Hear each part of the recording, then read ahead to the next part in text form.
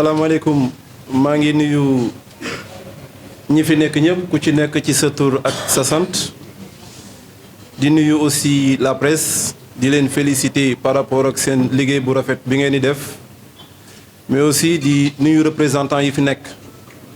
ak représentantes yi tey ku xool salle bi gis beneen image bu bokkul ak nam daan doxee parce que en réalité su ngeen xoolee ñi nekk ci présidium bi war na mun a am lu mu jàngale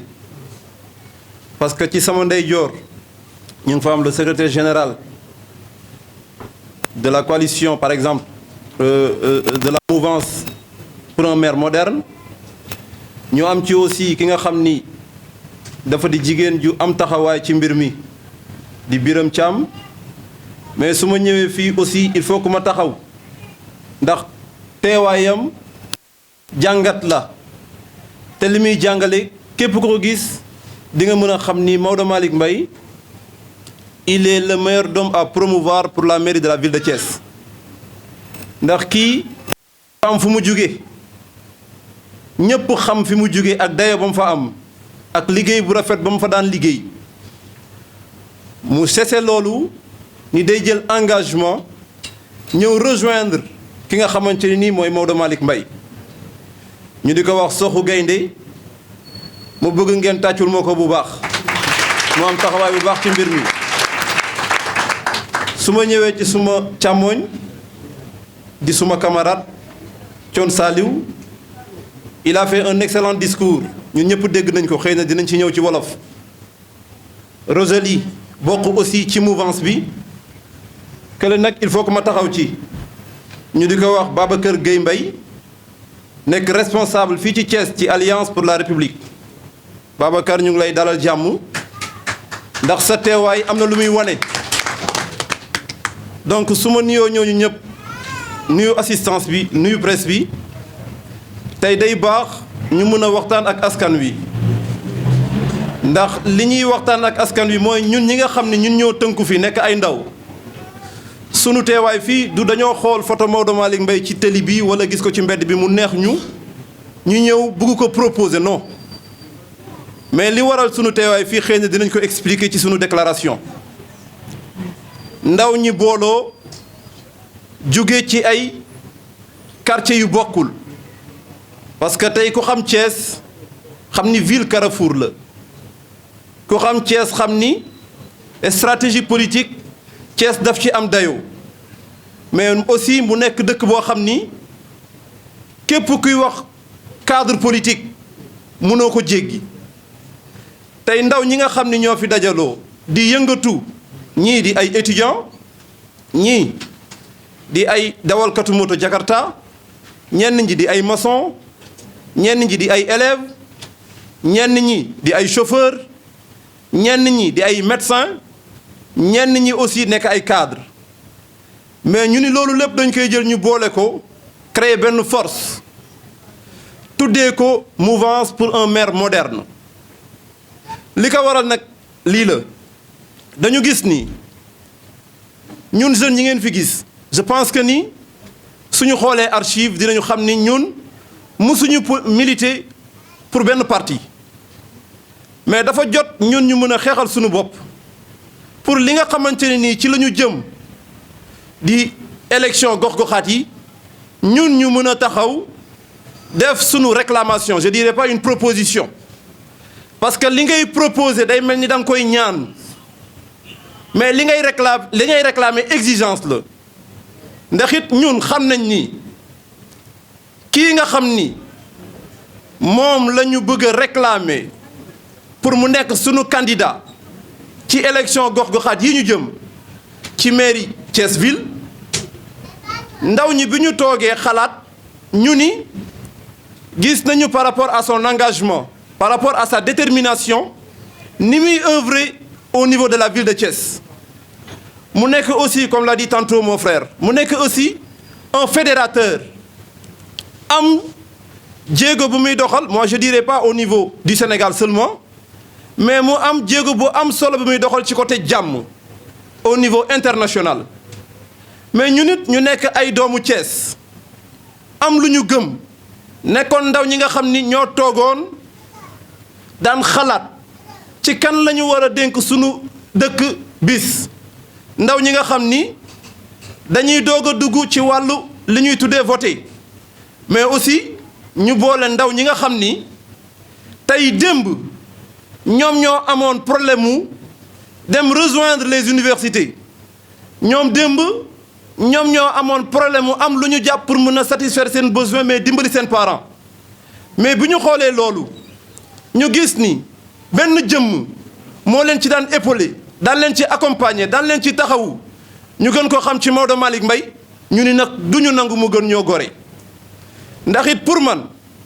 li olof di wax béy bi ci biir kër gi li mu ëppee béy bi ci biir àll bi c'est parce que dafa bàyyi ak boppam yàlla mais ñu nit comme ni ko suma frère waxee sànq musuñu réclamer te pourtant ñun ñoo nekkoon ndaw ñi nga xam ni en 2012 jusqu'à nos jours le président son excellence monsieur Macky Sall dafa présenté woon un projet ñu di ko soutenir daan ko xeexal ci ay projet am mu daan ko présenté ñu di ko défendre daan ci jële ay saaga ak i sànni xeer teewul dañoo téye bopp ba tey di ko accompagner par rapport à ces projets maintenant projet yooyu nga xam ni en 2012 qu'à nos jours son excellence daf ko amoon di ko œuvrer ci mim réew tey ndaw ñooñu nga xam ni keroog bi muy def sa tournée économique au niveau du Sénégal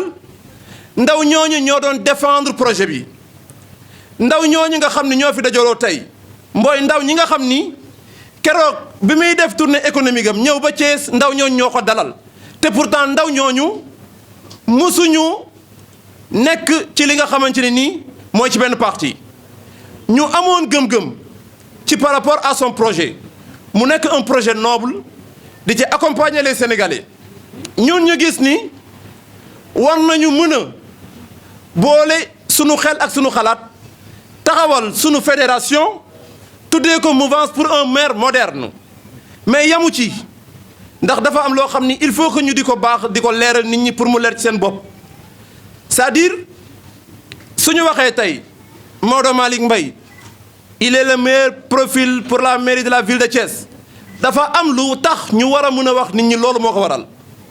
ndax soo xoolee Maodo Malick Mbaye en 2009 dafa dem ci mbiru boppam taxawal yëfi boppam amoon ñaari conseillers yàlla def muy góorgóorlu gëm boppam am lu muy woote ñu dem ci élection 2014 yàlla suturaal ko mu am 8 conseillers ñeent yi ci commune Thiès Est ñaar yi en ville yeneen ñaar yi au niveau du conseil départemental kon donc pour man légitimité politique am poussé na ko à ce que mu war a nekk le maire de la ville de Thiès ndax it su fekkente ni dañ ñuy proposer keneen wala ñu ñuy imposer keneen ci ñooñu ñu ñuy proposer wala ñu ñuy gëmloo nañ ñu wax en 2009 et en 2014 kan moo ci dem boppam son excellence monsieur le président de la république ñu am loo xam ni day baax ñu di ko lancer mooy tey ñun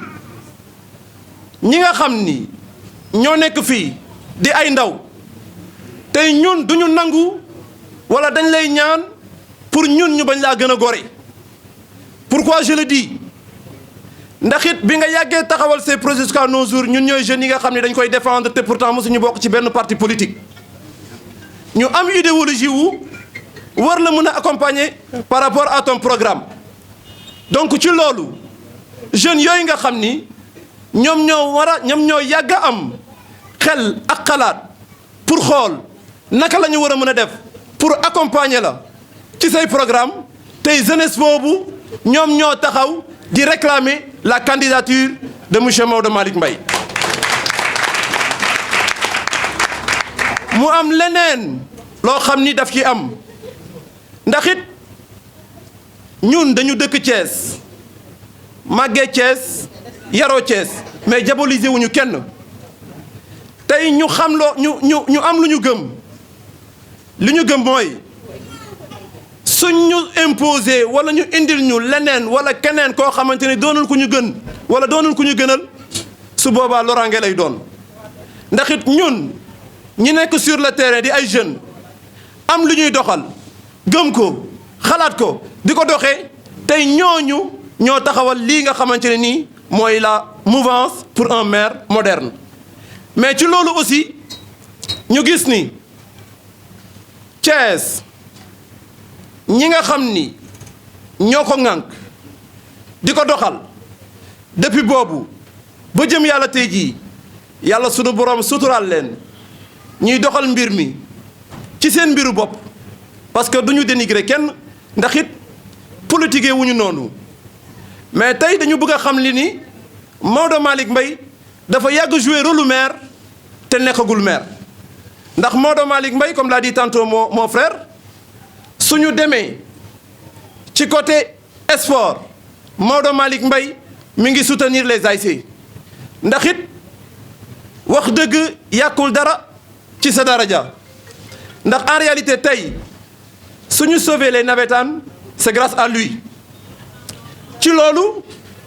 mu am leneen loo xam ni daf ci bokk suñu xoolee par rapport à la culture Maodo Malick Mbaye mi ngi ciy dugal loxoom suñu jugee ci loolu nga ñëw ci santé bi Maodo Malick Mbaye mi ngi ciy dugal loxoom mais li ñu ci gën a marqué te xam ni l'avenir du Sénégal appartient à la jeunesse Maodo Malick Mbaye jël alalam par rapport ak les nouveaux bacheliers di leen accompagner avec des bourses d'études kon donc loolu mbir la moo xam ni il faut que ñu mun ko présenter nit ñi pour ñu mun ko xam mais pour terminer je lance un appel solennel à son excellence monsieur Macky Sall ñu di la wax ni ñun ndawi Thiès bokk ci dëkk bi am xalaat ci dëkk bi ñun ñooy wax ni dañuy réclamer la candidature de monsieur Maodo Malick Mbaye pour les élections locales en 2023. Je vous remercie.